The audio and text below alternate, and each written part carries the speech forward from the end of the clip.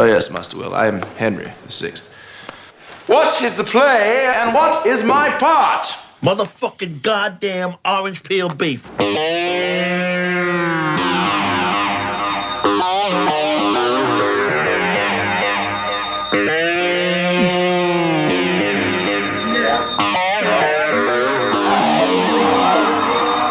right, everybody. All right. It is one fucking hour time. Of course, a special edition show tonight.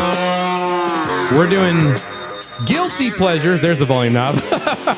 One fucking hour on our guilty pleasures tonight. Court is in session. Of course, I am Judge Evan Husney here tonight for tonight's Guilty Pleasures episode. And to my left, we got Miss Rémy Bennett. Rémy, what's going on? Welcome back to the show. How are you? Good evening. Okay. All right. Of course. And presiding here or in front of us or whatever, please come up to the stand. We have to my right, attorney, Esquire, Sir Marcus Herring. How's it going? Couldn't tell if I was attorney or I kind of felt like I might be the most guilty, you know, so maybe I'm like the defendant. The defendant, okay. Sure. Great. So, well, what are we doing tonight, guys? It's episode 148 of the show, and we've done this before, okay? We're running this back, maybe not in full judge regalia, but what we're doing tonight is one fucking hour on our guilty pleasure favorite films, our favorite guilty pleasure films, part 2. We did this, I don't know, maybe a few years ago at this point. It's somewhere in the archives where we went through and tried to be as honest as we could, telling you, the people, and us here. We haven't revealed tonight's what we've all picked. This is all going to be a surprise to each of us, what we've picked. But these are the films that are our guilty pleasure films. Ones we're the most embarrassed that we like. The ones that we don't want to admit to anybody. And we're going to share that with you. Last time we did it, it was a fucking blast. Tonight we're going to do it. It's very exciting. And we're going to see who's the most guilty, okay? We're going to see who has the most embarrassing picks tonight. I think... I'm embarrassed already. Yeah, I know, exactly. I mean, I'm really embarrassed. Look at me. But it's going to be fun because we're going to get a little competition going here where I think each of us are going to put 3 films in under competition tonight, and we're gonna share them each one by one with all of with each other, and then we're gonna rate them. We're gonna rate each other's picks and see 1 being least guilty, least embarrassing, to 10 being whoa, dude, super embarrassing. So when we'll see at the end who's the most guilty, and I have a new drop for tonight that we're gonna use, guys. You ready for this? I have a very appropriate Dave Matthews Band inspired drop for tonight. So get ready for Guilty as Charged for tonight. Oh my God! You'll see if you're like some deep cut Dave Matthews. I don't even know that song. It's too late. It's too late, Dave Matthews. That's guilty on a lot of levels. Yeah, it is. Jesus Christ. It is. Wow. I could, not to out my brother, but he was a big Dave Matthews Band fan growing up. Had all the albums on mini disc, but when this song dropped, it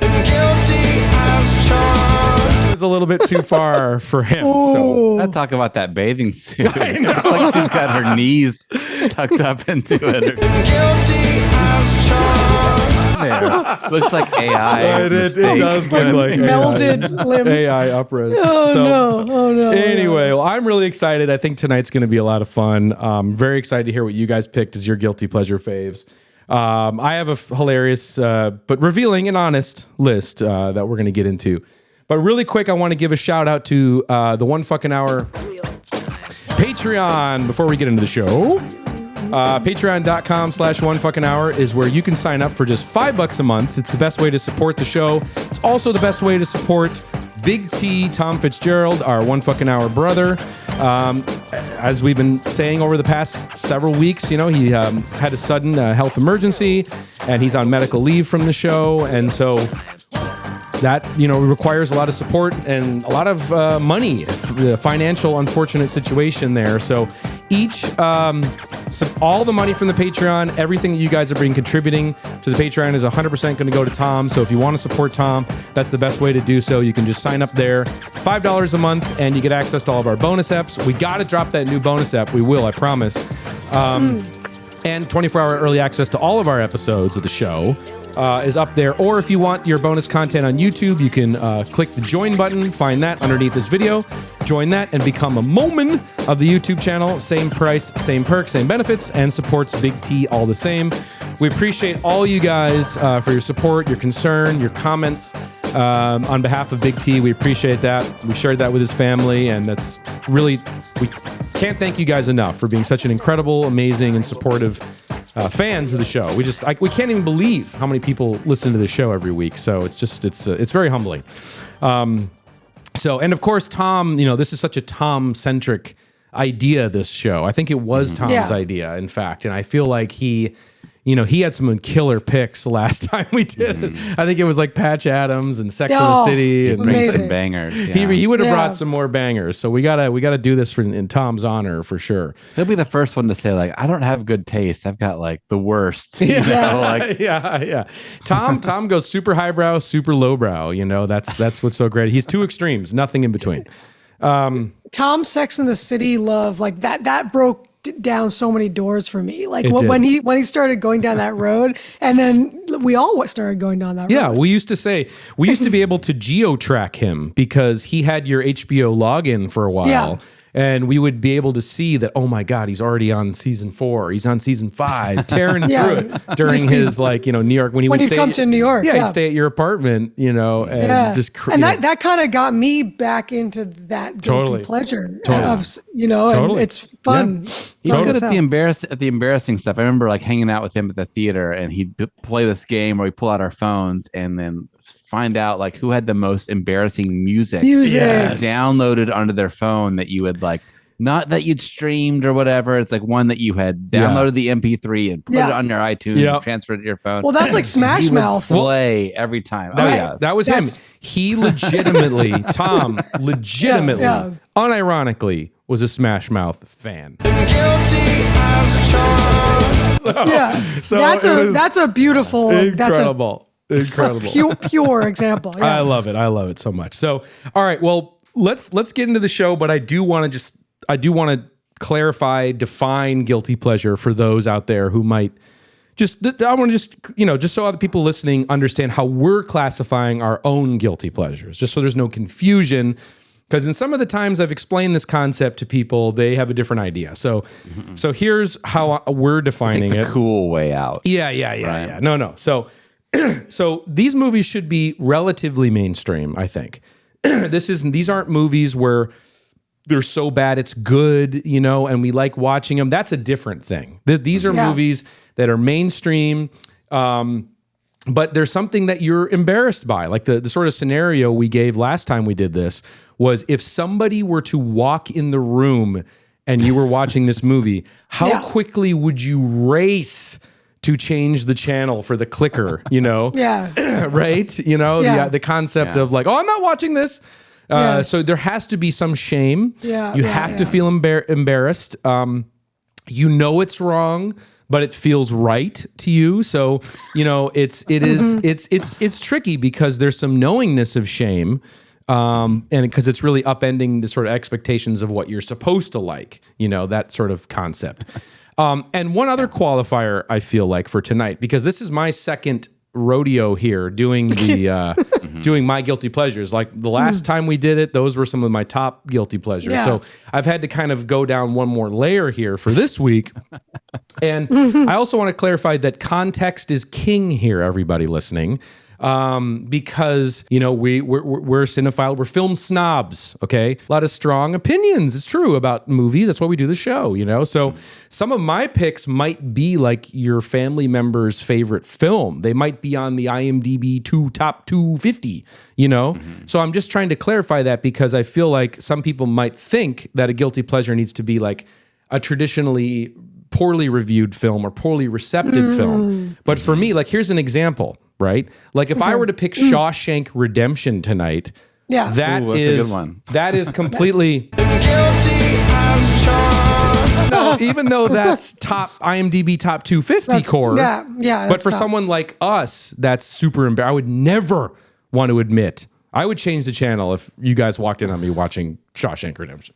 So that's what I just want to clarify, that these aren't like bad cringe movies. Right. You know? It's not like Powder Phenomenon, which is we love to watch because to Michael to have a good laugh. Yes. The way this is hard because also like I feel like another nuance it is hard. like It makes it hard. It's you got really sticklerish with this too because it's not even exactly like comfort food blanket, warm blanket movie because I feel like that's almost like another category. I think it's partially warm blanket. It's a little bit. Yeah.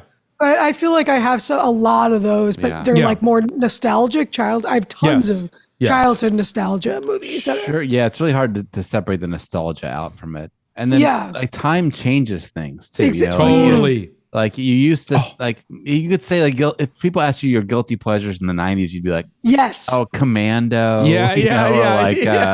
Which is Goonies a classic or whatever. But now those are like so classics. Classics. And Marcus, we were talking about too, like the reality bites a little bit thing where like I loved that as a kid, but I also knew for like Gen X people that was kind of cringe because it was like like co-opting the culture and it's a pandering kind of thing.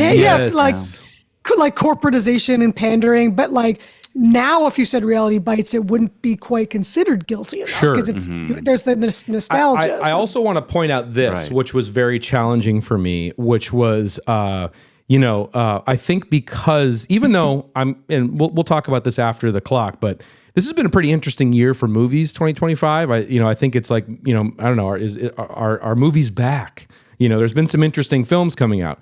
But for the most part, contemporary movies are pretty fucking bad, so it actually makes a lot of potential picks. Yeah. Like if some of these potential guilty pleasures came out nowadays, they would be like Citizen Kane by comparison, to some of the things. So it does make it difficult, It does. It does. Like there's like a pocket, like of years or something that makes that. There's probably some formula between like you have to take the film environment now and like multiply it by how many years it's been since you were a kid or whatever. Right. And also the level of quality that's everything, the quality level has gone down so much. I know. So that's what makes this all very challenging. And as we grow up, we have different relationships towards these. But let's fucking get into it. I think we should just do it. So is everybody ready to go? Remember, we're gonna go round robin, and we're gonna go tradition. We're big traditionalists here, so Marcus will be first at the sound of the gunfire. So here we go.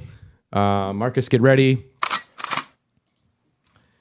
Okay. Oh my God, I'm scared. All right, so I'm gonna come out of this. I'm gonna come out pretty strong on this one, I think. So if you remember last time. One of my guilty pleasures was what's the Renee Zellweger movie? Bridget Jones, right? Of course, love them all. Whatever. So this is in that same world. I feel like, but okay. Bridesmaids. I feel like I didn't. When I saw it, I didn't. I thought it was great when I first saw it. I didn't think about the critique of it. At the time, And I started when I worked at the theater with young people. They would start talking about how much they hated like the Judd Apatow movies, and that sort of style of improvising comedy. Where I'm at the age where that like I saw that being developed. That's kind of fresh. You know what I mean? So I didn't know it was wrong to not like Bridesmaids at first. But now, it is so mainstream. There's part of me that was like, keep it at arm's length, but I think that it's got, it does have like this cast of like people that you're familiar with. It's like the Lorne Michaels crew. Tim Heidecker's in it, isn't he? Like, yes. I was gonna say that like Heidecker's in it. So how can you go wrong? Right. Rose Byrne, who's had right. Rose Byrne, yeah. Okay. And you've got Ellie Kemper from The Office. The guy from the IT Crowd, like the British guy who was in the IT Crowd. If you watched that.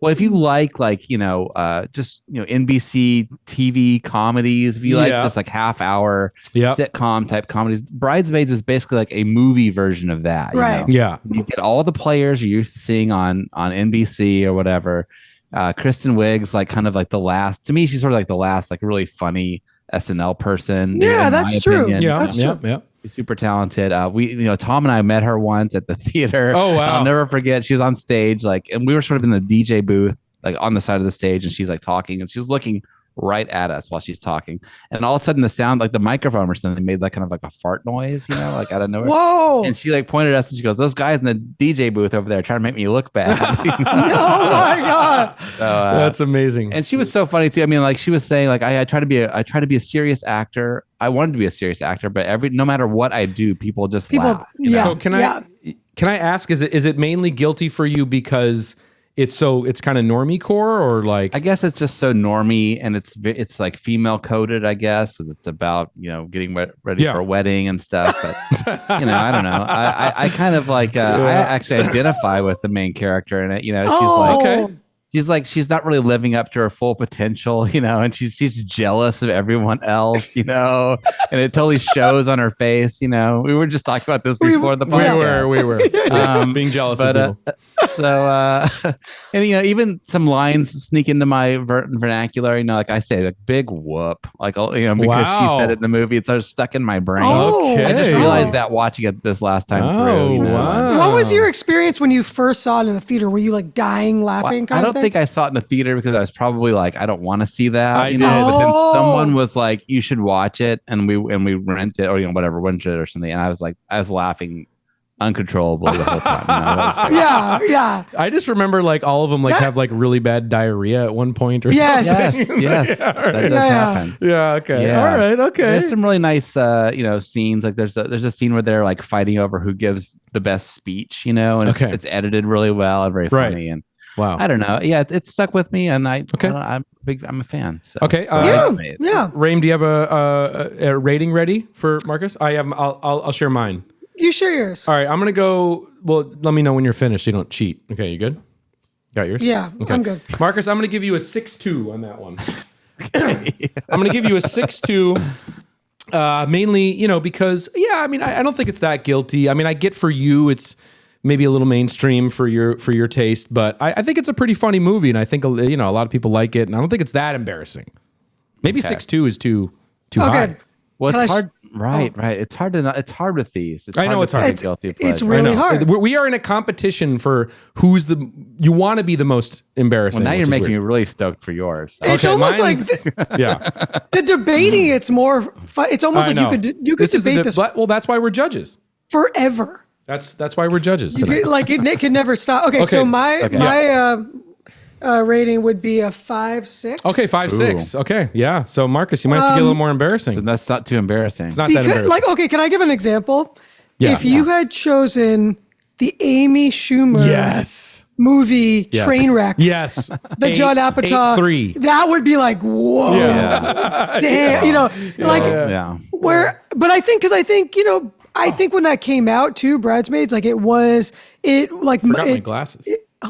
Sorry. It launched Melissa McCarthy's career. Like no one had really seen her do something like that on the big screen. And I don't know. I think I think, people look on that with, I don't think they look down on that movie. No, it's just, I don't think there's much shame. Like if you were watching Bridesmaids, I don't know, maybe you would be embarrassed if I walked in. It'd be weird. It might be a little weird. Maybe it would be. Maybe okay. But I also like the female coded thing. Well, I think this is interesting with the guilty pleasure, the gender thing, because I was having more trouble because you're a woman. From like a girl's perspective or a woman's perspective, it's not as funny. It's not as funny, or you know what I mean? You would have to like Triple X or some like Vin Diesel movie for it. Right, like because I love when you guys have like Bridget Jones Diary, I know. or even like Tom with Sex and the City or The Wedding Singer. It's really funny to imagine that men are like secretly watching The Devil Wears Prada behind. Exactly. Like, that would have been a good one. But like if a woman does it, you're like. Okay. All right. So anyway. Right. Okay. There's something formulaic about it. I mean, that I did discover watching this. I'd never seen Mean Girls before, and I thought Mean Girls. I didn't know it was an SNL type movie either. I watched part of it the other day. I thought it was like I'm in love with a cheerleader, like a cheerleader, or like, but I'm a cheerleader. But I'm a cheerleader. I thought it was like, but I'm a cheerleader. Oh, I didn't know it was like, no. No. indistinguiable from every other That's like, so SNL funny. type movie. That's funny. Anyway, so I watched, but it opens up with the same song, "Ripper to Shreds" by Blondie. Yep. Both movies open with that song, and they're both that sort of Lorne Michaels. Anyway, whatever. It's just all right. There's some weird formulaic stuff. Well, we should move on to the next one for time's sake. Do you want to go next, Rémy, for yours, or do you want me to go next? Okay, Evan, you go. Okay, I'll go. All right. So my first one. Okay, look, you might at first be okay. I don't know. Is this really that embarrassing?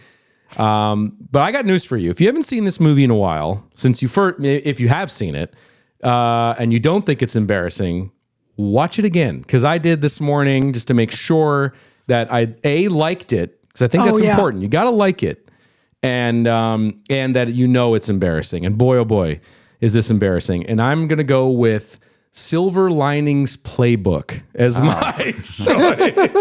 Nice. A good old slice of Bradley Cooper cringe. Yeah. I think you're auto guilty if Bradley Cooper is in the movie. I do straight too. up. I mean, imagine if I picked Maestro. That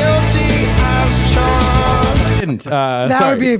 Yeah. So what do we have here? We got Bradley Cooper. It's a really kind of annoying portrayal of bipolar disorder. That is, obviously they're kind of using mental illness in the context of a rom-com. So it is very embarrassing and cringe because of that. But he is super irritating through the first half of this movie because he's very exhausting, constantly talking, being manic, waking up his parents, in the middle of the night, reading Hemingway novels and having epiphanies about how unfair the endings are and things like that. But he's got a restraining order against his wife. And so he's constantly complaining about his wife and trying to get back with her throughout the whole film. He's jogging around wearing a garbage bag. It's pretty cringe. But what I do like about the movie is Jennifer Lawrence, and I think, Raym, this is like her big breakout, right? This is... Well, Winter's Bone was her big breakout. Sure. This is her, like, okay, can she run it back? She got her Oscar for this one. Is this one where she, like, invents a vacuum cleaner? No. That's Joy.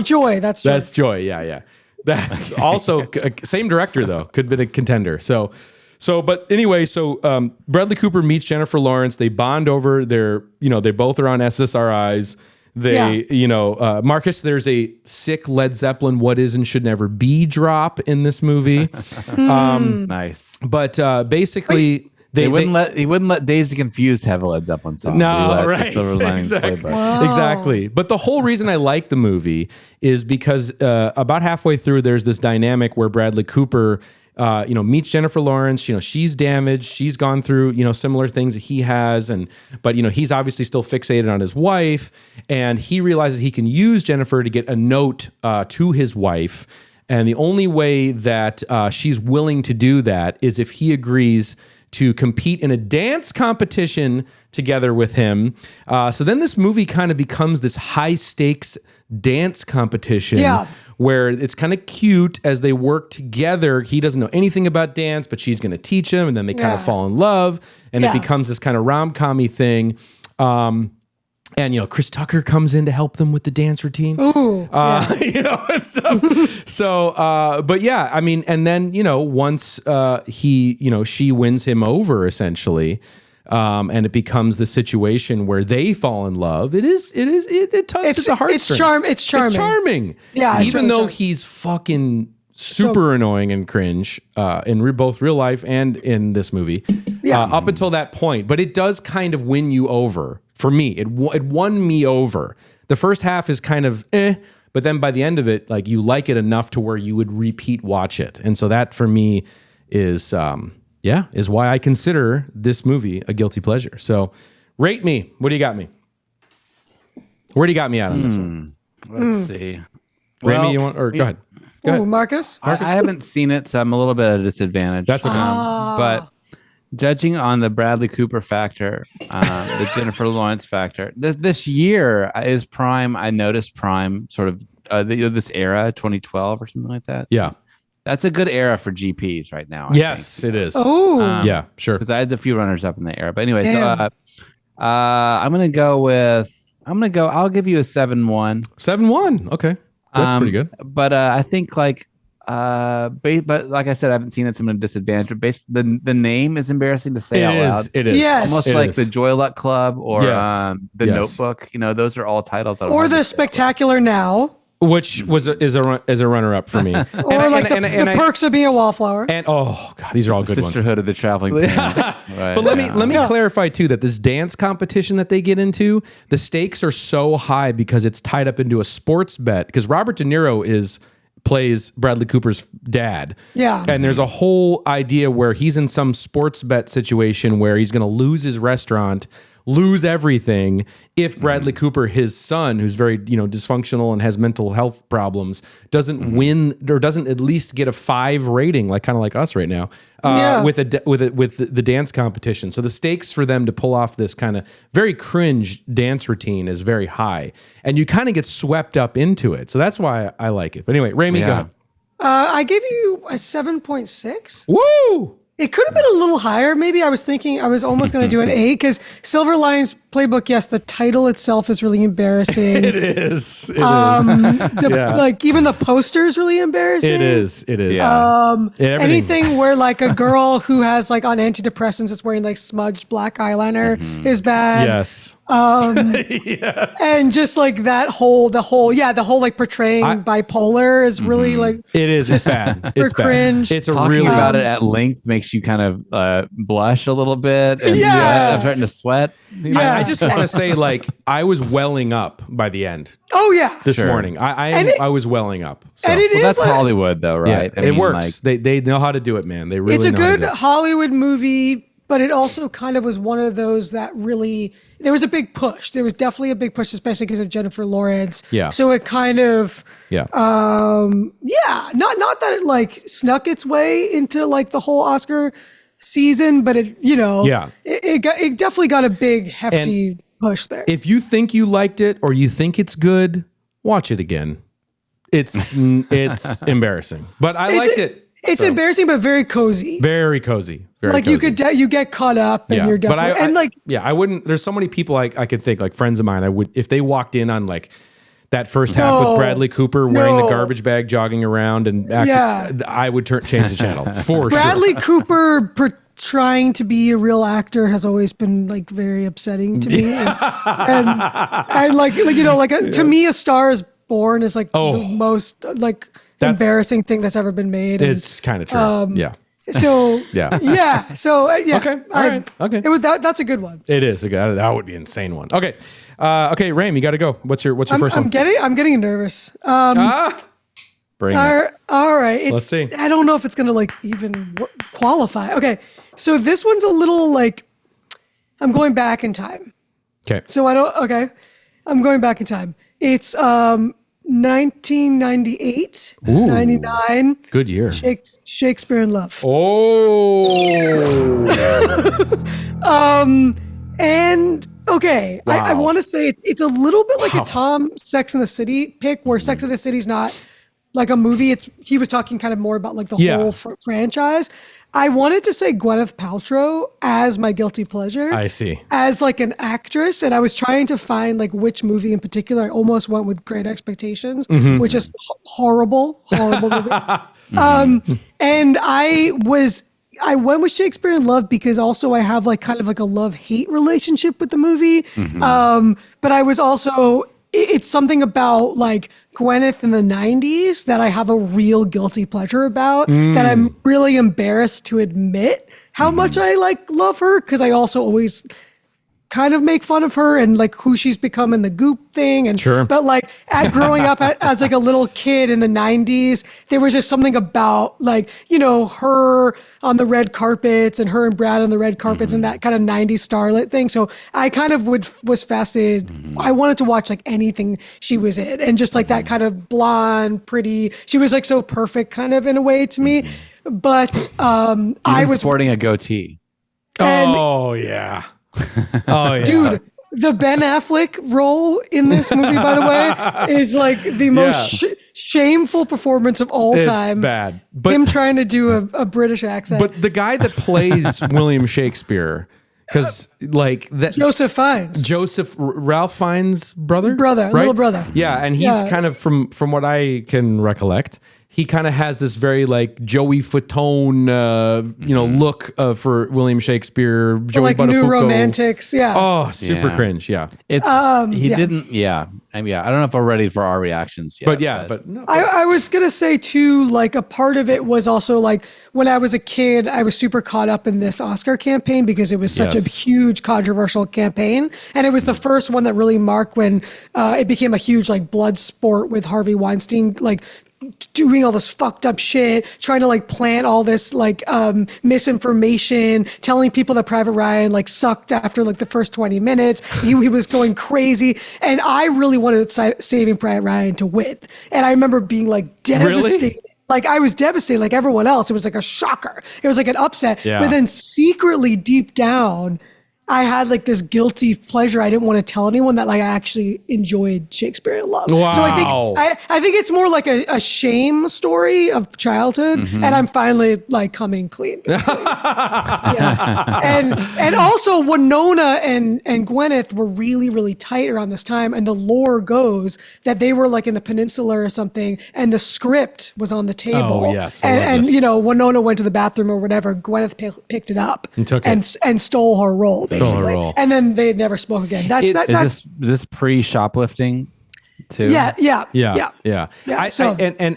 think it's absurd that this movie won Best Picture. I know there's a lot of Best Picture winner stinkers, but this one is wild if you go back and watch it by today's standards. It's very just like fluff. There's some other good performances in it, like Jeffrey Rush, right? Jeffrey Rush and Queen Elizabeth, Judi Dench is in it. Oh, right. She's it's like 3 hours long too, or something.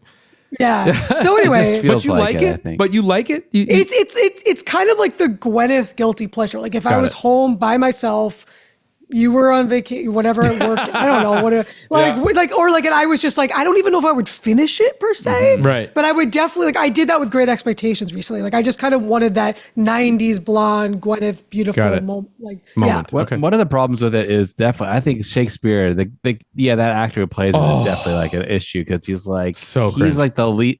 He's memorable for being kind of cringe in it. That's your sort of impression of it, right? Yeah. He's like the weakest part. Yeah, he's very. He's a very like in sync boy band version of Shakespeare. From like you couldn't imagine him actually. No, writing. it's so like and yeah. Anyway, right? It'd be nice. It'd be nice to have another actor in that role. It'd be nice. Yes, or a different movie entirely. Okay, so ratings. Marcus, you ready for your rating? You know what are you gonna give that one? That one seems pretty good to me. Yeah, it's pretty good. I'm for personal reasons. I'm going to go with a 7.9. Oh, okay, nice. For the Shakespeare actor, for personal reasons. More will be revealed. For the Shakespeare actor, because this movie I think is truly bad, and I'd be very embarrassed. I'm going to go 8.7. Holy shit! All right. Oh wow. 8.7. Oh wow. All right. 8.7. Shakespeare in Love. To admit that you like Shakespeare in Love is pretty hardcore. It's terrible. Yeah, terrible. Okay, Marcus, you got your second pick? I'm going to go, and it's funny because it does dovetail nicely with this one. Actually, I'm going to rearrange mine just to address this because this full confession. Okay, it was on my short list of Shakespeare in Love. But when I reviewed it, I determined that I don't actually like it. I kind of had the same reaction. Yeah, I got it. Yeah. But I think the thing that I am responding to in this is interesting. Okay. I found in another film. Oh, okay. Wow. Oh. Wow. That is probably a little less cringe, but I like a little bit more. Are you going to bring that up? Or are we going to talk about it? Yeah. So my next film is Rosencrantz and Guildenstern Are Dead. From 1990. Okay, so also Tom Stoppard, right? Yes, he directed it and wrote it. So wow. This is becoming the Tom Stoppard episode really fast. Very interesting. Wow. Okay. But I think what it appeals to me is there's not a lot of movies for English majors. There's not a lot of movies for which you are, by the way. Right, which I am. Yes, I have a degree in English literature. There's not a lot of movies for theater kids, which I was in plays. Even though I wouldn't say I was a theater kid, but I was in plays. Right. I was in Shakespeare plays. I was in The Taming of the Shrew. Wow. Yeah. So, these movies both kind of scratch that itch of being like transported to that world, Yes. with short of having to watch the fucking awful Romeo and Juliet, which we addressed in another episode, which is one of the movies I hate the most. Horrific. Thouest my moonlight, my thou. Right. So bad. Right. So bad. If I liked that movie, Desert Eagles be a and clean Shakespeare? sweep. Yeah. You would- right. No, it would totally be. Hold on. Oh yeah. Sorry. So Rosencrantz and Guildenstern are Dead, Tom Stoppard. It does scratch that same itch, of being a movie for theater kids. It's the film depiction of that world.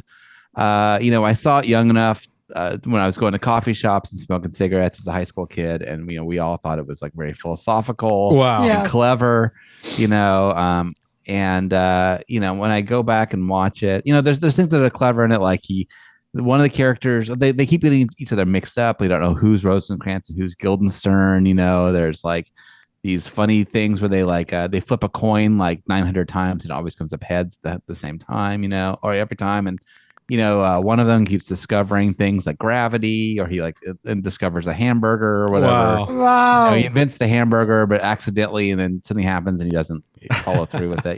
There are a bunch of silly things like that. And they play this questions game where someone asks a question and then the other person has to respond with the question. Wow. So when I was in high school, we would do that. We would play the questions game. Wow. Say respond. And anyway, so it goes deep for me, but it is super in a way because it deals with Shakespeare. Yeah. It is inherently cringe, and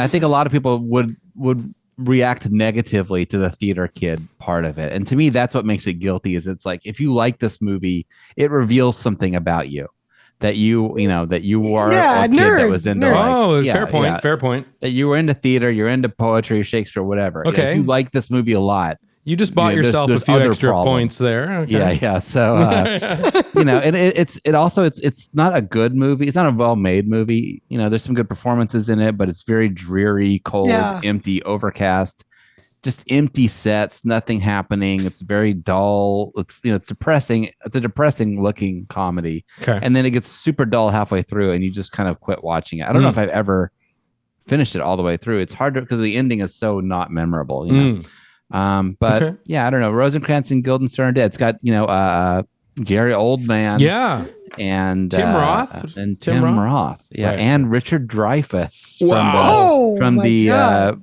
from Club Random, Random. From where is Oh it? my God. But it's funny that we both are in the same. That's Marcus. That's really weird. That is weird. Now we were It both is even weird. thinking about You're that. both Well, that's why I Shakespeare. knew Jeffrey Rush was in. I know, I was like, Shakespeare in whoa. Love because Wow. I reviewed it. Yeah. So what's the And- connection? Is it this? It's not the same director, is it? It's It's the same writer, Tom Writer. Stoppard. Okay. Yeah. Got it. And I had He's- done he's like a 12th Night too. playwright, A bunch you of- know. yeah. Yeah. Oh, you did 12th Night? Yeah. A bunch of times. Like I'd played viola so many times. Oh. And so That's how this my. film. That's how Shakespeare in Love ends. That's right? right. Yes. Him writing 12th Night. Right. and because she's like the viola character. So it's my like, yeah, it's God. like very like nerdy. This know? is really nerdy.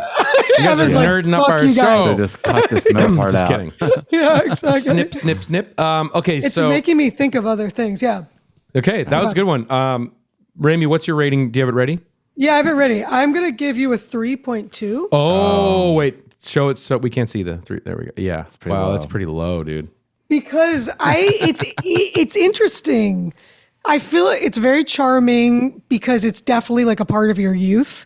And I think it's more like cringy in a way where like when you grow out of it, you feel cringed by it. And now over time, it's kind of like such a time capsule that I think it's more of like it's more charming.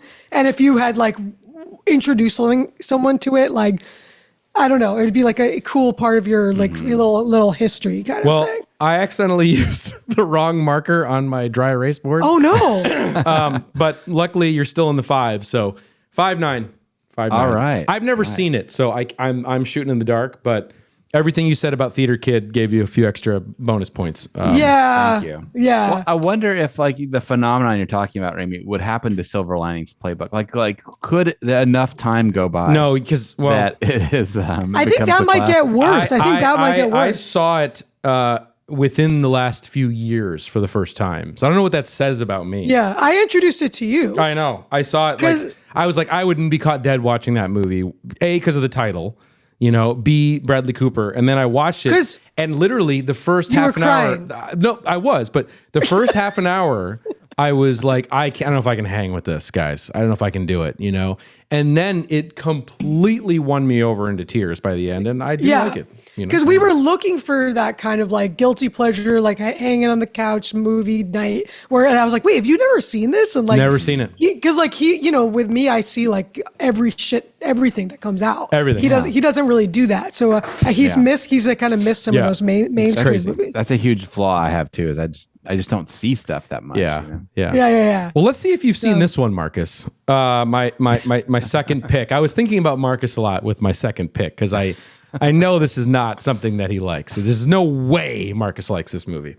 I'd be shocked. Now this pick, I just want to, preface by saying, this is a movie a lot of people really like. Like it's got across the board positive reviews.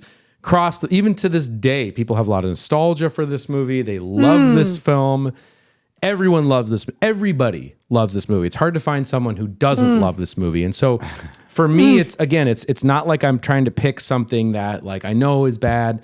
But again, this is so normcore, so momcore, so like, like Coachella, chick, would love this movie. It's and I'm very embarrassed that I like this movie because it's so normcore. Do you like this movie? I do. Okay. Because I'm dying to know because I have seen. I saw this movie in the theater when it came out.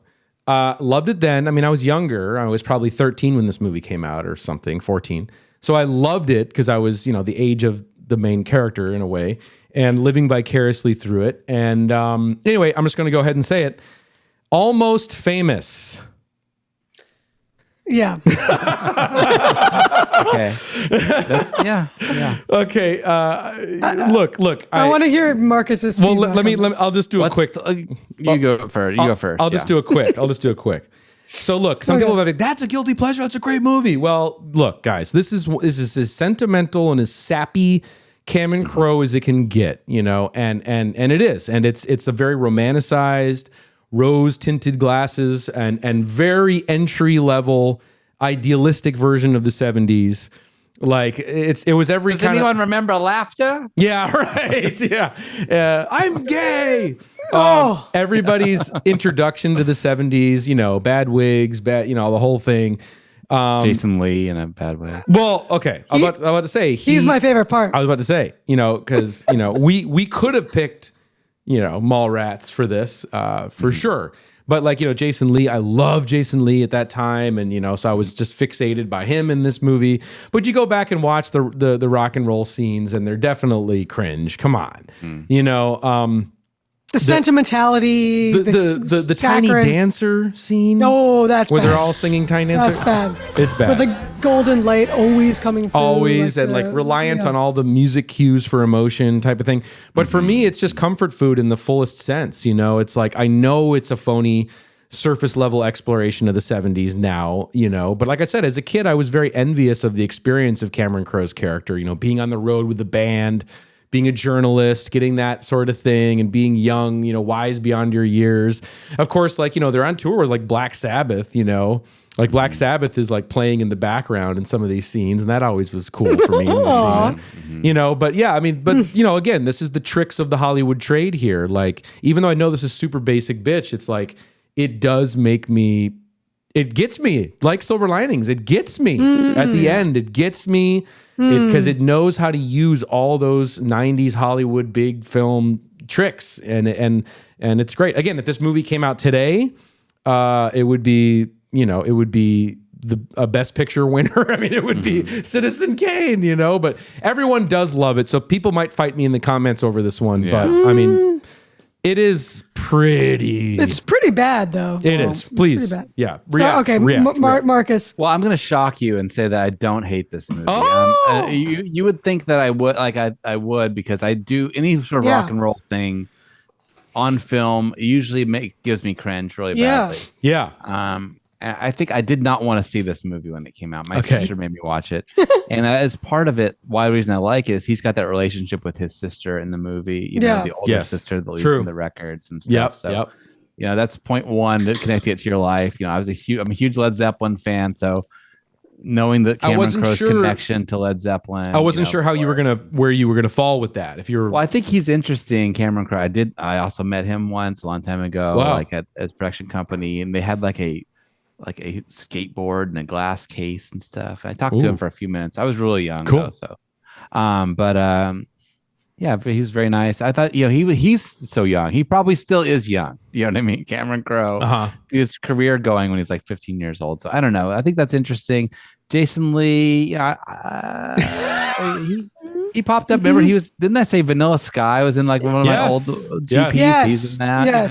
He's in Mallrats. So he's kind of king guilty pleasure in a way. Oh, he's just charisma. But I have to give you a low score on this because this it's rock and roll. Yeah. So that's kind of cheap. You know, that's cool. That's just cool. And then compared to Shakespeare. I know. Okay. I know. Guilty as charged. So, and also this has Philip Seymour Hoffman as Lester Bangs. You know, Lester Bangs as a character in a movie, you know. I know. It does have some authenticity, but I'm trying to think and it's a way better movie than like that show Vinyl. Yeah. Oh my God. That's or the Deuce. You know, disgusting.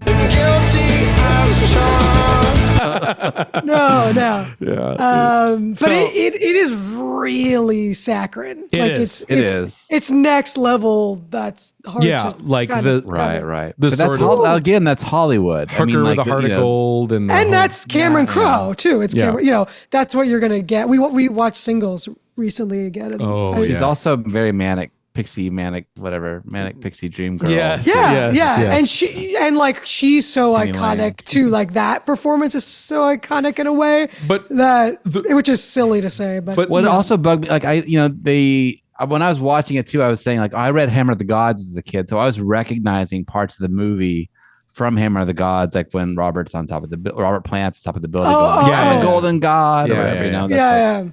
Billy Crudup is really good. He is good in it. He's great. I love Billy Crudup. I think he kind of like saves it in a way. If it wasn't for him, I kind of agree. Yeah, the kid's kind of bad, y'all. The kid's not good in the movie. He's pretty flat. Yeah, he's flat. But like Wiley, he's a little like Wiley's better than him. Wiley Wiggins. Wiley Wiggins is the young pasty teenage killer. Kid. Wiley's way cooler. Wiley's out of control. But I just wanted to say, like, with this movie, just to clarify, if everyone else in the comments is like, I love Almost Famous, what the fuck are you talking about? I am embarrassed that I like this movie. I legitimately am embarrassed that I don't think people are going to say they like this movie. Let's see what happens.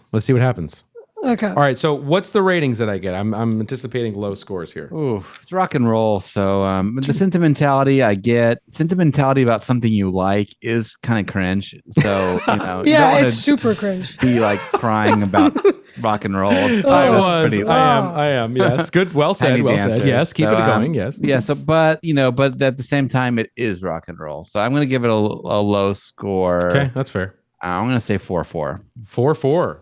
Okay. 4-4-4. All right. 4-4-4. Okay. 4-4-4. Yeah. I think rock and roll is super cringe. So I'm giving you a 9. A 9. 9? Yeah, a 9. Wow. 9. Holy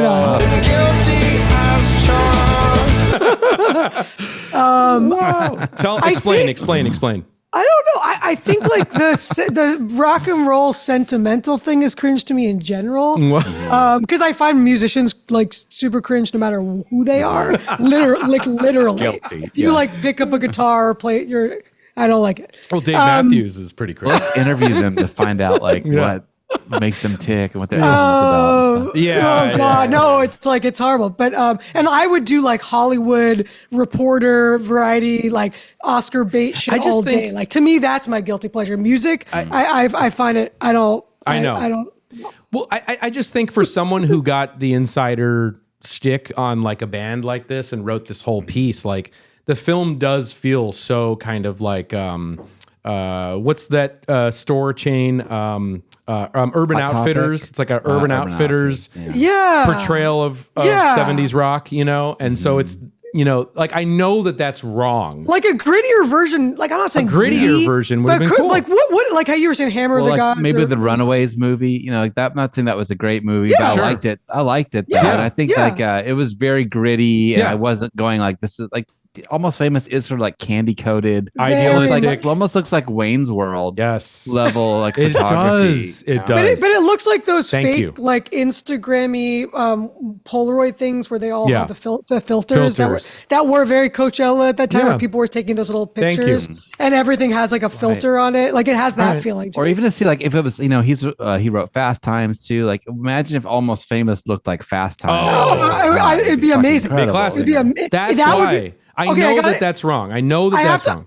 I have to clarify because I don't want people to like really hate me. Why? They won't. I don't know. They won't. But like, I think the story is good. I like the true story aspect. I think it's a very cool, like personal tale. All that shit's really. It's just the kind of sacchariness of it. Like, and I have another controversial thing to say. Even the Frances McDormand stuff. I don't like it. It's almost like her becoming a bit of like a caricature of herself. Like and the mom that stuff. I'm like, no. Okay, you're right. Yeah, I love it. See that. I love it. Okay, Sorry. it's okay. All right, we should keep the train rolling so we get our third in here. But Rémy, you got to do your second. So what's your second? Okay, I'm gonna just throw like a total curveball. Whoa. Yeah. Okay. Girl Interrupted. Whoa. Wow. Yeah. Wow. Yeah. And this is another, as we're talking, I'm like kind of coming up with it because I'm like, sorry. This is a hard one too, because like, I don't know if I could say that I'm not signing off on this film. I'm not saying like this is not what this show's about. Yeah, I know. We're not. No, it's guilty. You're guilty. But like, can you still get pleasure from something that you know that's the whole is point. not good? That's the whole point. I think it's like I would be embarrassed because I really know this is a terrible movie, but I do once in a while like just want to watch once again. I want to watch Winona and Angelina Jolie like in her prime give that performance with like all the girls in that, it takes place in the 60s. They're all mentally ill or have mental disorders. And that was really because I was also a huge fan of Gia, the Angelina Jolie, like the made for TV HBO. Of course. About the supermodel that Angelina started. Hackers, I was a big fan of. So these were all different. These were ones that were swirling around for me. Like young Angelina was another guilty pleasure for me. Yeah. Oh yeah. Because genuinely, like when you look back at like Hackers, come on, she's red. But like, dude, I wanted to pick Hackers because this was kind of in between, and I thought Hackers was too cool, so I didn't choose Hackers. I sort of had this idea where if like we said in the last episode, the last GP time we did this, we sort of said like if it could play midnight. I don't know if it should count as much or if it could play at like Hollywood Forever Cemetery. Like, I don't know. Yeah. And it feels like it might be, it might have its ironic appreciators, camp ironic appreciators already. So I don't know. Yeah. So I'm kind of cheating by like talking about these other choices. That's okay. But that's right. It was kind of the debate was like, like is Hackers now in hindsight, like kind of fun, campy, cool. And so I went with Girl Interrupted because I feel like it really is. There's like the burn victim. What's her name? The Scientologist, Elizabeth Moss. Yeah. And she's like the half-burned victim who's like still a child, and it's really she's like a teddy bear. So anyway, that's super cringe. And also, Whoopi Goldberg is like kind of like the sassy nurse, and anyway. So, but yeah, there you go. All right, it's one of those things where like back then you didn't know who Elizabeth Moss or like Brittany Murphy were. Brittany Murphy. Yeah. But now you go back and watch it and you're like, wow, this is like a star-studded movie. I know. Because they all became, movie stars True. Whatever, or died or whatever. Yeah. Yeah. What's your rating, Marcus, on Girl Interrupted? Well, I'm kind of with you a little bit, Evan, on your reaction. Like, it does have a cool factor, a retro factor to it, I think. Wow, really? That Winona It's got it has it's 1993. Wait, is it really 93? Oh wait, no, 99. 99. It feels like 93. I was like, holy shit. It wants to be 93. That's a little bit weird. It was a little bit out of step with the times. I feel like maybe. Yeah. It was still like kind of like. Felt like kind of grittier HBO or. It was a little bit more on the grunge era feeling, right? But it's not really though. When you was grungy anymore. Right? When you watch it though, it's pretty like it's kind of like sanitized. It almost has an almost famous feel, like because it takes place in the 60s. I don't remember it as much. And it's just because I was thinking like that sort of early 90s was sort of like depression and suicide and like, yes, it's very emo. It's emo film. If it came out in 93, I wouldn't be embarrassed of it. Exactly. It's true. There was something about the 99, the directing's not great. It's a little cheesy. Okay. It's a little like, I don't know, sanitized or something. Okay. Yeah. Right. I mean, I have no interest in watching it, but so what's your rating? We got to get the show on the road. Okay. I'm gonna go with I'm gonna give it a low score, a 6.2. Oh, wow, that's actually higher than I was gonna give it. Oh shit, that'd be nice. Okay. I think you should watch it though. I don't remember it as much, but again, I kind of do. I don't know. Maybe this is too low, but I'm gonna go with it. I said 5.7. All right. Yeah. Sorry. Angelina's. It's Winona, and even if you said it was How to Make an American Quilt, you'd be like, well, it's Winona. Yeah, exactly. There's a camp factor to it, I guess. Yeah. All right. It's okay. It's all right. All right. Round 3. Not guilty. Not guilty. That's okay. See, I like how we want to be guilty here. I think you guys should. I think you guys should reappraise. Okay, we will. We'll take it under advisement. Because it's pretty cringe. Yeah. Okay. Well, let's see what the people in the comments think. Girl Interrupted. What would you? Everyone should be writing what their scores are. By the way, in the comments. Let's hear your scores for all of these. Okay. Wait. By the way. Yeah. Oh, okay. See, that's pretty cool, though. Is that the book of it? That's Angelina. That's a press photo. Wow, okay. Okay, amazing. I thought it was like the book Girl. No. Oh, it's based on a book, though. Okay, right? Of course. Yeah, all it's right, a memoir. We got round 3. We got about 16 minutes to do round 3. So, okay, Marcus, what's your third pick? Okay, so this one I know Evan brings this one up all the time. I know it makes him cringe that I like it. Oh yeah, so, I think I know. All right, so I'm gonna go. So it's Amelie. Woo! Oh my god! But I can explain. Oh wow! I'm already writing my score. Go ahead. Okay, so.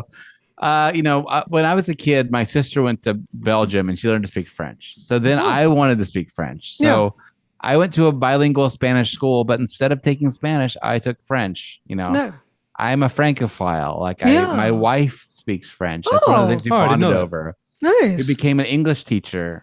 We became English teachers in France together. So I'm like, there's, French. Just like one of Rémy's movies that whatever. She likes. I'm a French. I'm a Francophile. I didn't know that. Okay. Wow. So, I saw this with my parents. I think I didn't hate City of Lost Children because I saw it when I would have been basically was still a child. Oh, you know what I mean? Wow. That would have been one. And around the time it came out, so it felt like kind of fresh and new. And I remember. I think it is an influence on one of Evan's guilty pleasures, The Matrix. Oh, of course. Oh, totally. That look, that color, Of course. So that's the whole Jean Genet, City of Lost Children aesthetic, but applied to basically kind of like a romantic comedy or something. It's kind of my hell, to be honest, but go on. The Delicatessen is makes me want to. Delicatessen? I can't do it. I can't do it. Too clowny. Well, go ahead. I think, it's, you get a little taste of Paris in it, a little taste of France. It's the first time I saw someone apply those digital effects to everyday life. You know what I mean? So instead of being a digital effects for episode 1 or Lord of the Rings or something. So that felt kind of interesting to me at the time. I think, Audrey is for all the mugging that she does, 90% of the movie is her mugging. Yes. But so I can see that's probably the thing that most people, if you have an issue with it, it is just that. But, but she is so beautiful. Aww. And, that she sort of wins you over. I married a girl who looks kind of like her. You know what I mean? So, and she used to have that hair. And people, when she lived in France before I met her, people would tell her that she, whatever. So wow, really, like Amelie. So wow. Yeah. And so I didn't know any of this. I'm like all in on it. Like I married Amelie. Oh basically. Wow. I didn't know. I mean, also the music is good in it. And full confession, I did a music video for Jan Tiersen, the guy who was the who did the score for it. So whoa. And I didn't pursue him. He found me just because I'm a Francophile. You know what I mean? So you know, there's the mugging, the tweeness. Probably doesn't play good for people. There's sort of a putrid piss gold color, you know, grading, which does not age well. It doesn't. At all, No. That's true. That's true. But I was reviewing it, and she is a manic pixie dream girl. Yes, but of course. She's also the star of the movie. And she does pass the Bechdel test. So, and finally, I think there was weirdly an EXP-TV kind of moment in it because she makes a VHS tape and gives it to like a shut-in type guy, and he plays it. I remember and that. it is little film clips of like a horse running in the Tour de France. A dog acrobat, or like Sister Rosetta Tharpe performance, Water Babies. So there's this little like EXP-TV element to it too. Oh. So, Wow. You know, when I reviewed it, I was like, I don't hate this movie. I don't, you know. Wow. Okay. So. Wow. Was it kind of like your dream woman when you saw it? Seems like it. I don't think that was going through my head. Really, it wasn't like that necessarily. I just think that when I met my wife, I fell for her, but she had some of the same qualities, and I did like the movie. So you know, but you know, I don't know. Marcus, and it was very, very. The French are very cheesy, you know, and I learned to love their cheesiness. Okay. Oh, there you go. I okay. agree. I agree with that. Yes. The French Marcus, are cheesy. I did share, or I did smoke a cigarette with Audrey at one point in time. It's a story for another time. Wow. Yes. Jeez. All right. Rémy, do you have your rating? Okay. If you don't, I'm gonna. What is it? Whoa. 9.3. Oh, crazy. Wow. Double 9 threes. Double 9.3. Marcus. Mad. Oh my God. That might clinch it. That might clinch it for Marcus. Wow. Okay. Yeah, I think it was everything you said just about like you married Amelie. That gave you a few extra points for sure. Just to show, how much you are guilty for this. Yeah. Yes. All right. Let me quickly do my third, and then Rémy, you finish us up here. Okay. So do we have any feedback for Marcus or? No, well, no I mean. Is it just self-evident? It's self-evident. No. It's funny. It's, no it's feedback. No notes. No notes. 9.3, no notes. Like, that's when you know it's a strong candidate. I mean, I don't remember it that much. It's just for me, it's just, it is that sort of French twee clown, street clown sort of like sense of humor, sensibility, the cartooniness of everything. It just makes my skin crawl. So I personally can't do that. And that's why I'm 9-3ing you. Yes. Yeah. But also, like, I'm wondering if it became something you kind of people made fun of later right? That like kind of like encapsulated this kind of twee but thing. It was a hit, man. It was a hit. Holy shit. But I'm sure if I rewatched it, there would be things that it's not fresh in my mind. That I would be more like, that's a legitimately nice scene, or that's a nice. Yeah, I'm sure. It's a well-made movie. I'm sure that it is. But it's like in my head, like these numbers are in the context of Marcus. Like I wouldn't assume Marcus would be an Amelie guy. Right. Well, that's because we didn't Killed by Death punk records, exactly, and Amelie. But we didn't see. That's the thing. We didn't know You're an Onion, and we didn't know that. There's more to Marcus. So it's like that's just our lack of knowledge. But to Marcus, but if that's why I hate doing these episodes, because I'd rather people not know all. Yeah, I know. I love it. I know. This is very relevant. But if it was the Michel Gondry movie with what was that one? Gael Garcia Bernal. The Science of Sleep. Okay, if it was like that movie, it would be even worse. Yeah, be worse. Yeah. Okay. All right. So we gotta keep. We got 9 minutes left to do 2 films. So here we go. My third and final. This is what I'm calling in a separate subcategory here of prestige guilty pleasures. Okay, these are films that are award-winning, big Oscar performance, chunky films that I'm a sucker for. Again, these are films people like, but for me, I shouldn't like this movie, but I do. Is kind of the idea. I'm a sucker for these types of films. Any sort of legal team coming together to build a case, and we're going to go through the process of it. I'm in. Marcus, can you name it? Do you know which one it is? I don't know. Okay. I need more. Yeah. Okay. There's a lot of there's a lot of those. There's a lot of those. But it's Aaron Brockovich. Oh, nice. Yeah. So, these prestige guilty pleasures, man, I love them. One I could have picked is Spotlight, just from a few Are you sure years you're ago. not talking about the Pelican Brief? No, I am not. I like that too. But it's like Spotlight from a few years ago. Newsroom dramas, big Oscar baiting performances. I can get into that as long as the script is pretty good. But with this is funny. It's just like Julia Roberts, in Rémy, it's like, we've talked about this, like in the push-up bra, leather skirt, trouncing around investigating poisonous hexavalent chromium 6 issues. But it's that whole idea of like a corporate conspiracy cover-up movie. Yeah. We love that movie Dark Waters from a few years ago. Oh, yeah. North Country. We like it's again. This is more Silkwood. Oh well, that's a classic. Oh, yeah. But in terms, this is just Hollywood doing its thing. But it is cringe because you have Aaron Eckhart as the biker guy with a heart of gold who helps the single mother. Hyper unrealistic sort of portrayal performance. Just look at a still frame of him in this movie, and it's laughable. It's hilarious. But it's this. What really sweeps me into it, what I really get caught away with this is that sort of unlikely partnership between like Albert Finney and Julia Roberts. I love this idea of like her being kind of like bitchy and then him kind of being like, I hate you, but I love you, and they're going to bring down this huge evil corporation. It's this sort of like justified, righteous outrage over, something true, like whistleblower shit. And then it's got the emotional payoffs again that bring a tear to my eye. I know it's very glossy, it's very normcore, it's very crowd pleasing. I guess I like that, in these movies when it's done well. You should. And it's done well here. I mean, he does Steven Soderbergh does a great job. It's hard not to root for Julia. She's doing good, but it's also not good. Like when you see what she's doing in her performance and how over the top it is and how dated it is and everything. It's just ridiculous. It's a ridiculous film, but it's like so fun to watch. Great airplane film.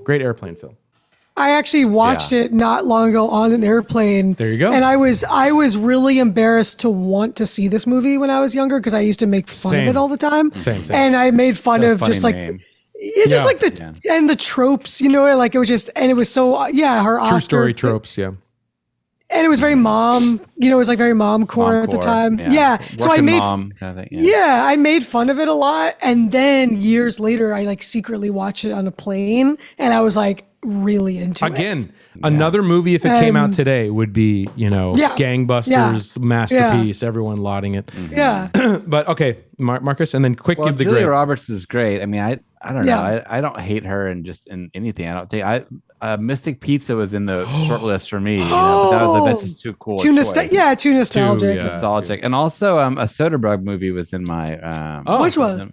Well, it's too cool. But I was thinking because I reviewed it, but I was like, I always liked Schizopolis. But then I too cool. Oh yeah. It has the too coolness is what makes it cringe. Though. Yeah. You know what I mean? True. Like it's a little too David cool. Byrne core. Yeah.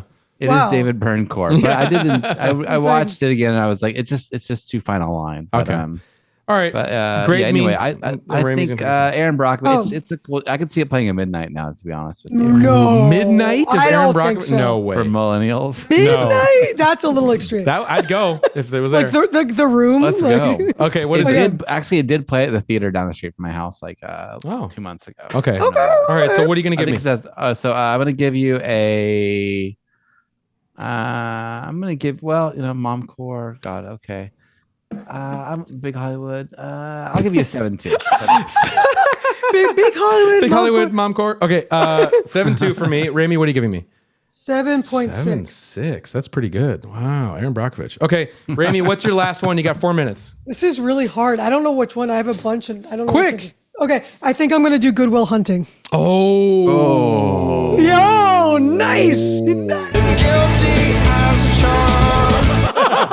That's making Marcus puke. He's getting visibly nauseous and like green. Okay, go ahead. I was gonna choose Charlie's Angels, and I went for Good Will I Hunting. think that's a smart choice.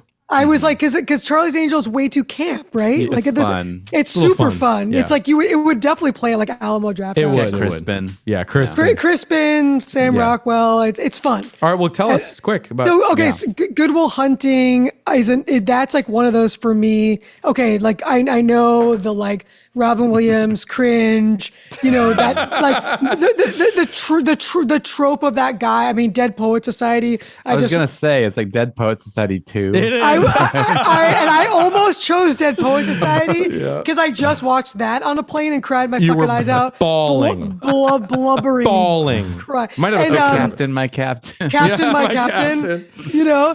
so it's like, Robin Williams has done that part to death, you know what I mean? Especially with the really bad Boston accent. He's I like, know. All right, slick, all right, sunny boy, whatever he calls him or something. But you like there's it. But you like I it. swear to fucking God, Ben Affleck, best career performance. Yeah. I literally have such a soft spot for Ben Affleck in this Second Ben movie. of yours tonight. It's two Bens. The only time I've actually been like, Ben is good. Like, he's really good in that movie. And like with his accent, Casey is good. Casey. And I swear to God, the scene where Robin Williams is hugging Matt Damon and they have the breakthrough in therapy, and he's like, "It's not your fault. It's not your fault," And then Matt's finally like, "Fuck you," and then he starts crying like that. I cry every time. And of course, there's like the cringe moment where like Matt Damon has like the monologue talking about like, and then the baby seals get killed in the Arctic, and then blah blah blah, and like that whole thing, but like. Witty dialogue. I love the Ben and Matt story. Yeah, another Oscar. Right. The backstory. Oscar. Yeah. And they go on to be in Mallrats. Oh, And or they were in Mallrats before, weren't they? Is it before? Was it before? Before, yeah. Yeah, Ben is in Mallrats before Goodwill. Was it before Goodwill? It's very much similar very time. weird. It's, Similar, I think Mallrats is 94, Goodwill's what, 96? and I'm a huge Mallrats I know. fan. We love So Mallrats. that's another thing. But hey, Yeah. all right, guys. So, all right, let's give the quick roundup. I have the grade ready, so I'll reveal. Goodwill Hunting, yeah, I mean, it's definitely embarrassing. So, 8.6. Whoa. 8.6. This could be on the movies we haven't seen episode for me sometime. You should let me give my synopsis of what I think it's about. Okay. Please. Yeah, that's another sometime. good show. Not today, but maybe another time. So I've seen clips of it, of course. Oh, so I he do hasn't know seen the it? gist of it. Oh, Marcus, you have I to haven't see seen it, but like, there's a reason I haven't seen it. Okay. Okay. Wow. And that's why I'm going to give it a 9.0. I know. Wait, what's the reason? That it's cringe. Yeah, to just me. look. Wait. Like, I thought there was like some deep personal secret or something. No. Okay. no, it's just it's the Affleck, the Damon, the whole thing. the whole Okay. shebang, the Robin Williams. I mean, that's like a triple disaster for me. Oh. The fact that it looks like Dead Poet Society Part 2, It is. They were It's totally Dead Poet ripping Society that without being 80s. You know what Wow. I mean? Without Wow. being without the benefit charm 80s. of the 80s. Yeah. Wow. So yeah, I'm gonna say 9.0. I think Fantastic. over Christmas holiday, can I give you an assignment to watch that movie? Yeah, watch it. Report back. You're gonna hate it. You're gonna, but No, like you it's should, not. you should watch it. It's not that bad. It's just, again, it's normie core.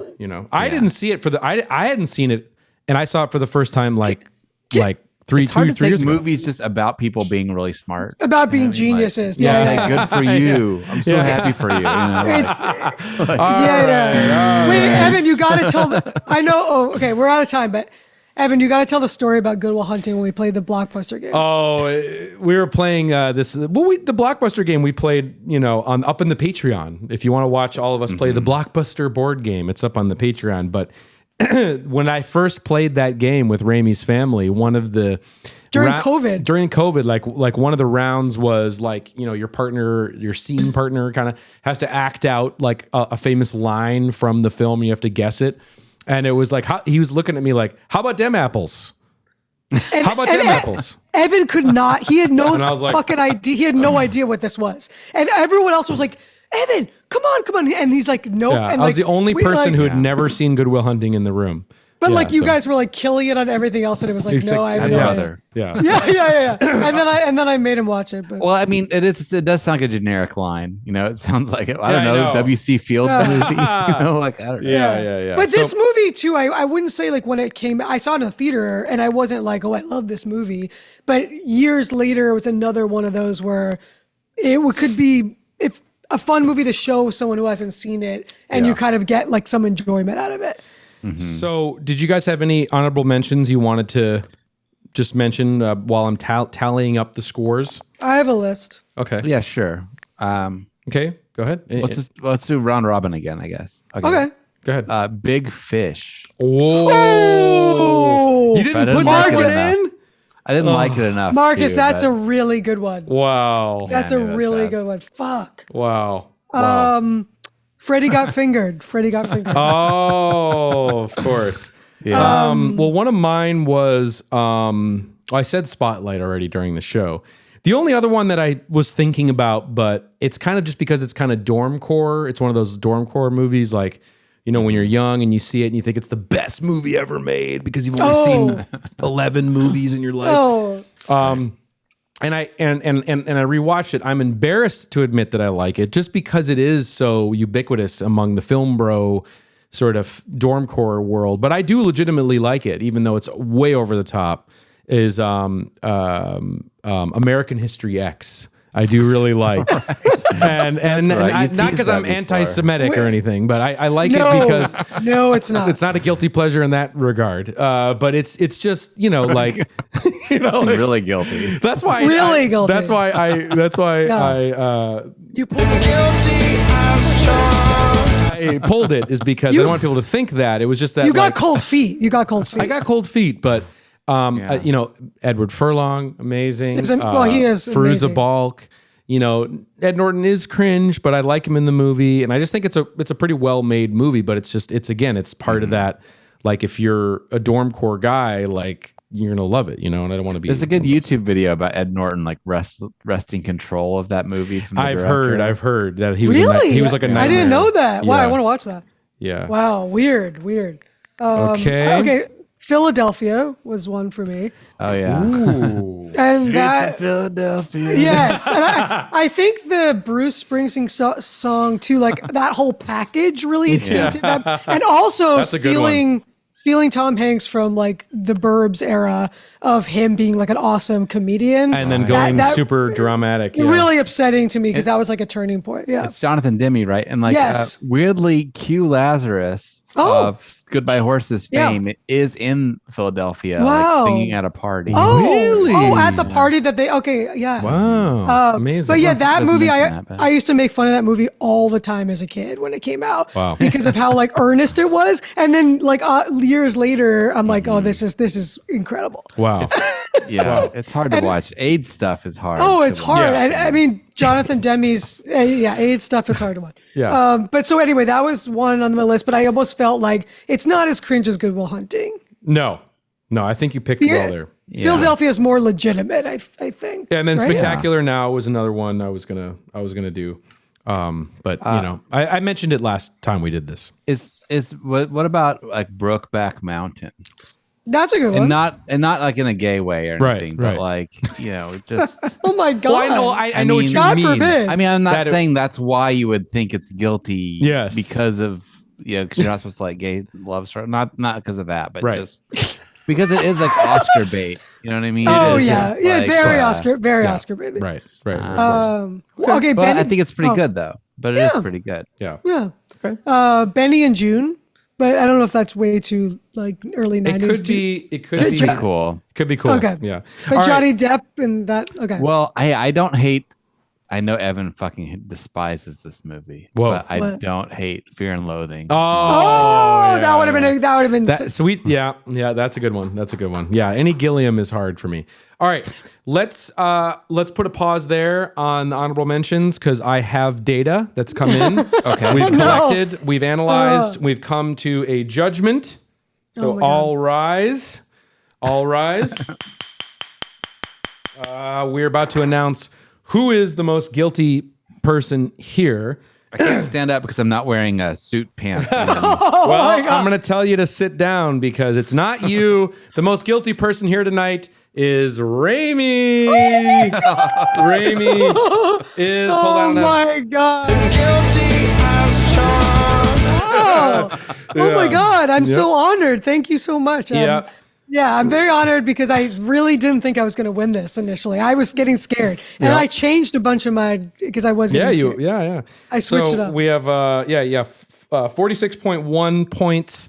I had 42.9. Marcus, you had 39.5. You have to work on your Rosencrantz, I think. Yeah, I might have killed you. Yeah. So that interesting. That was fun.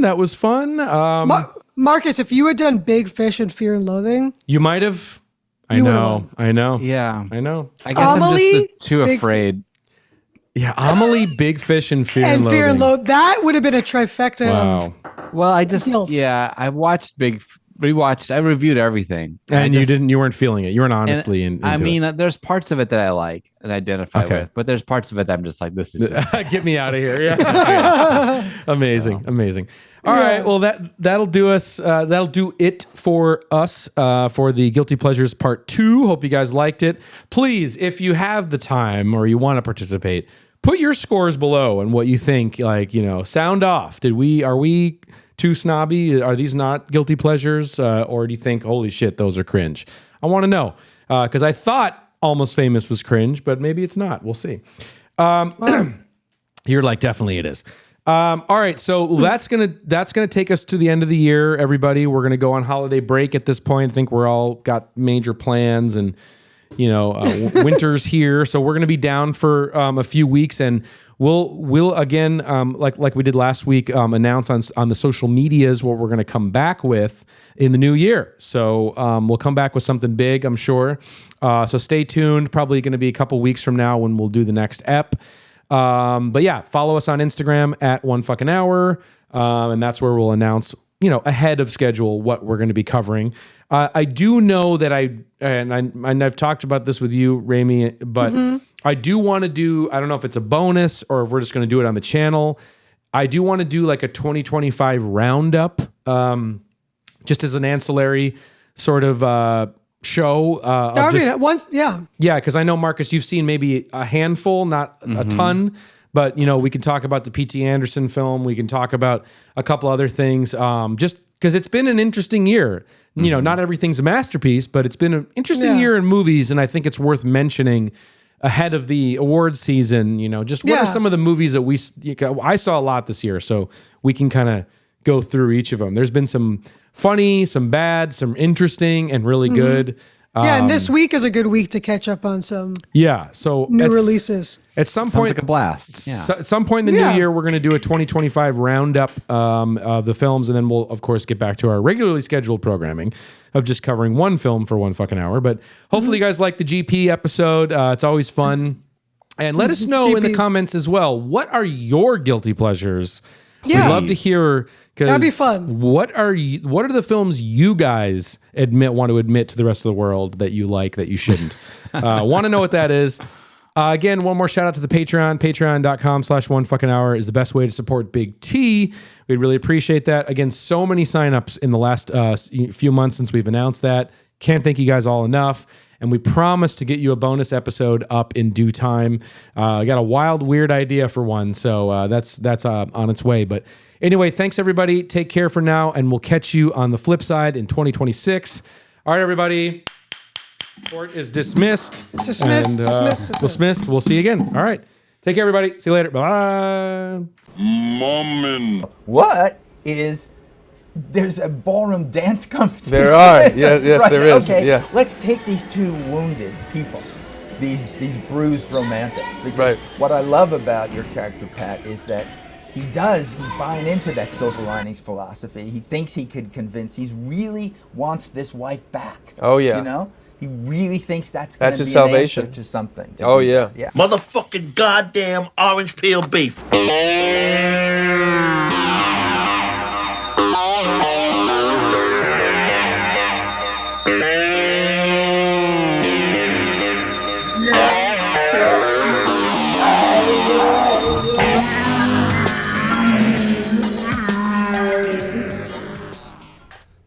wicked, man.